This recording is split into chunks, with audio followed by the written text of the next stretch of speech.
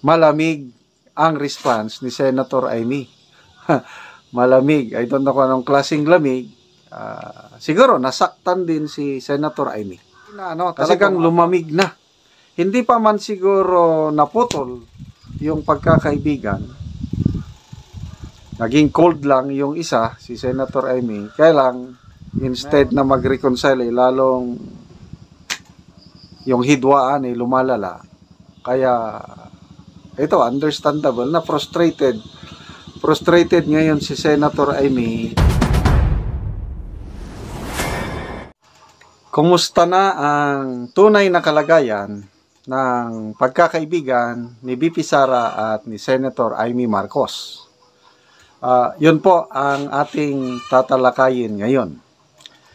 Kanina, naging keynote speaker at saka guest of honor si VP Sara sa 50th anniversary celebration ng Philippine Chamber of Commerce and Industry.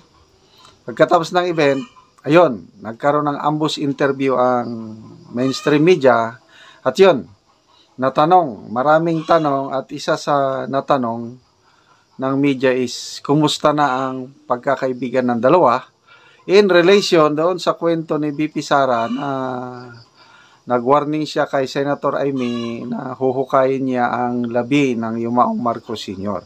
Okay, pakinggan natin itong balita ng 1PH. Sinamarize ng reporter ng 1PH. Ano na ang kalagayan ng pagkakaibigan ng dalawa? Tanong, no? Sila ba, itong si VP Sara and si Senator Amy, mag-BFF pa rin ba? Ano na bang estado ng kanilang friendship? Tinanong natin yan eh.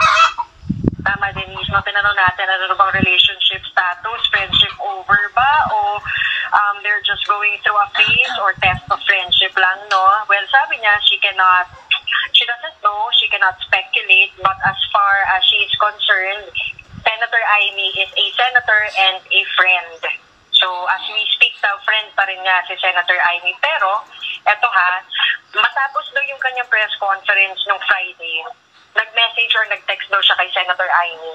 And ang sabi niya, cold daw yung naging reply. Malamig, cold. Yung naging reply ni Senator Amy sa kanya. Tinanong namin ano yung context or content ng message niya and yung reply. Sabi niya, pinahubayan niya na kay Senator Amy yun bilang nakatatanda raw. Pero, base daw doon sa kanilang common friend, naiirita raw si Senator Amy kay VP Sara at kay Pangulong Bongbong Marcos. Ang sagot naman ni VP Sara at pinapaabot niya through their common friend papunta kay Senator Amy, wag daw sa kanila ni PBBM mainis. Dapat daw kay First Lady Lisa Araneta Marcos at kay Speaker Martin Romualdez. Nadadagdagan ng mga pangalan na involved. Oo. She may not look like it, pero ano ba ang yung... Okay, so nagiging mas complicated na, no? So klaruhin natin based from that report. Kung si VP Sara ang tatanungin, friend pa rin niya si Senator Amy. The fact na nag-text siya kay Senator Amy after yung Friday press conference na kung saan ikwininto niya yung nangyari sa group chat. So, ibig sabihin, dahil si VP Sara ang nag-initiate nga nag-text, parang nagpaliwanag, kaibigan pa rin. Yun ang basa ko dyan. Itinuturing pa rin niyang kaibigan na bilang nakakatandang kapatid, ikaw nang bahala sa friendship natin. So, malamig ang response ni Senator Amy. Malamig. I don't know kung anong klaseng lamig. Siguro, nasaktan din si Senator Amy. Kasi kung ako ang nasa kalagayan ni Senator Amy, mabibigla ko doon, masasaktan. Kasi, dapat yun na wag na lang sanang sabihin. Kaya lang, yun na nga, napuno na siguro si VP Sara, kaya naikwento niya. Pag gusto niyang maipalabas yung ganong dinidibdib niya na hinakit o tampo o Ano, kasi,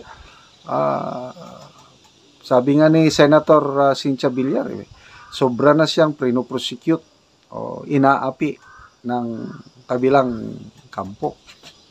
So, dito, mabuti at may common friend. So, dahil may common friend, hindi na, talagang lumamig na. Hindi pa man siguro naputol yung pagkakaibigan. Naging cold lang yung isa, si Senator Amy. Kaya lang, meron ng tagapamagitan, mediator, common friend. So dito, bagong revelasyon ito, naiinis si Senator Amy kay PBBM at kay VP Sara. Bago yan. Dahil sa away nila siguro. Kasi yung mga previous na pahayag ni Senator Amy, sabi niya, kung may mahal ka sa buhay na nag-aaway, gagatungan mo o i-reconcile mo? Ayun. Gustong i-reconcile ni Senator Amy ang relasyon ng kanyang kapatid at ang kanyang kaibigan. Masyadong palaban na itong si VP Sara. Instead na mag-reconcile, lalong yung hidwaan lumalala. Kaya ito, understandable na frustrated ngayon si Senator Amy dahil kapwa niya mahal, kapatid at kaibigan, gusto niyang magkayos, hindi pa rin nagkakayos. Kaya yun, galit. Ito ngayon ang matindi, yung sagot ni VP Sara na ang dapat kagalitan o kainisan ni Senator Amy ay si First Lady Lisa Marcos at saka si Speaker Martin Romualdez. Yon. Sigurado sasakyan na naman ito ng magiging na naman ito. Kasi kumakalat na yung kung apoy pa, kumakalat na. Bakit naman nadamay si First Lady at saka si Speaker Martin Romualdez? Ano sa tingin nyo? Sila ba yung dahilan bakit nagkagulo ang unity? Parang ganon.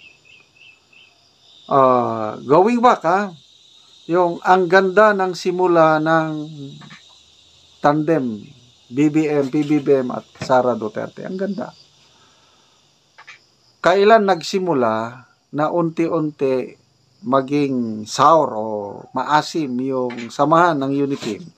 Yun na po yung sa nababasa ko lang ang mga comments, yung libro ni Attorney Vic Rodriguez, kung yan ang basihan natin. Dahil may 2 taong nakialam. Good governance yung gustong mangyari ng Pangulong Marcos Jr. Na yun ang pinaniwalaan ni Attorney Vic Rodriguez sa candidate BBM, kaya sinuporta niya. Nakikita niya na may pag-asa ang bayan, ang Pilipinas, kung mananalo ang isang Bongbong Marcos. Kaya yun, nagsama sila at nanalo. So, nung nanalo na sila, nanalo na ang unity team, nagsimula ng administration, magandang simula. Good governance. Kailang, wala na. Dahil sa pakikialam ng 2 tao, nasira yung magandang pangarap ng unity team. So, sino yung 2 tao na yun? Basahin nyo yung libro ni Atty. Vic, malalaman nyo sino yung sumira sa magandang yung good governance. So, yun na, nagka-gulo-gulo na sa appointments, nagkaroon na ng political ambition. Ayaw na nilang bitawan ang liderato. Gusto mag-extend hanggang 2028 and beyond, 2034. Yun na. Nasira na ang samahan ng unity.